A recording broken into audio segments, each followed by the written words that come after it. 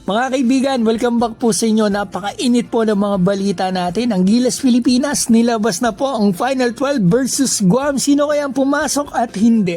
At pag-uusapan din natin si JJ Mandakit, nire-representa ang Pilipinas pati na sa NBA.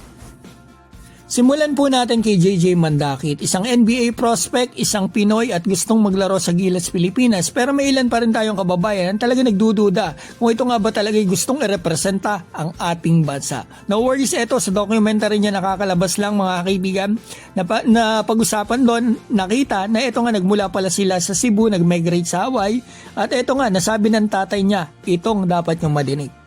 Like you just think of it as impossible for anybody from Hawaii to make it to the NBA.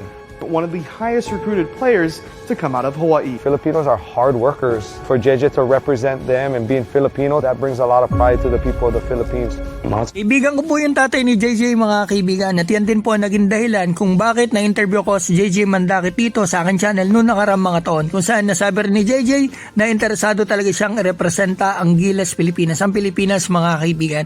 At sabi po sa akin ng tatay niya nitong nakaraan, baka magpa-drop na daw si JJ next year mga kaibigan, pero titingnan daw po talaga nila. At tingin ko naman late second round or undrafted but signed, makukuha itong si JJ Mandakit. 3 times Team USA dito sa FIBA mga kaibigan, champion sila.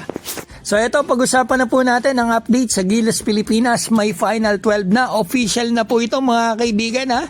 So ito, basahin nyo po yung Final 12. Ito ha, si Japet Aguilar magre-retiro na after nito. Final na raw ito. Sino kaya ang papalit? So ito, nandito si RJ Abarientos, pangalawa mga kaibigan. Finally, nakabalik siya.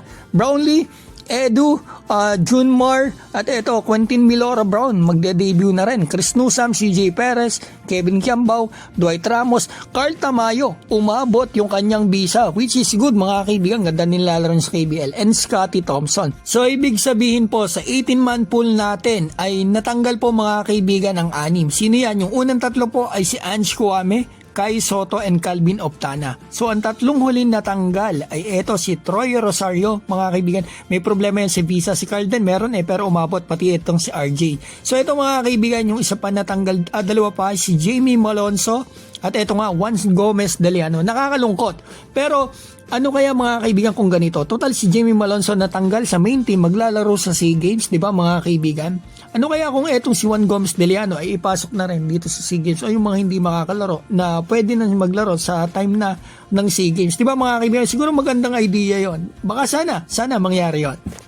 So ayan mga kaibigan, ang aking mabilis na balita sa inyo. Sana mag-comment po kayo dyan sa baba about sa video na ito, especially kung makukuha ba si JJ Mandakit dito sa NBA at sa Gilas Pilipinas. At kung ano masasabi po ninyo sa Final 12 natin, i-comment nyo sa baba. At eto, babatiin ko po pala si Coach Haji, Malvaron Pandemia, SJR Connect, Oscar Ortiz, Juan Masa, PWD, Sandro Vlog, AJ Fishkeeper, Rafi Tamina, Anthony Campo ng Sampaloc, Manila, Niolo mula South Korea. Mga kaibigan, maraming salamat po.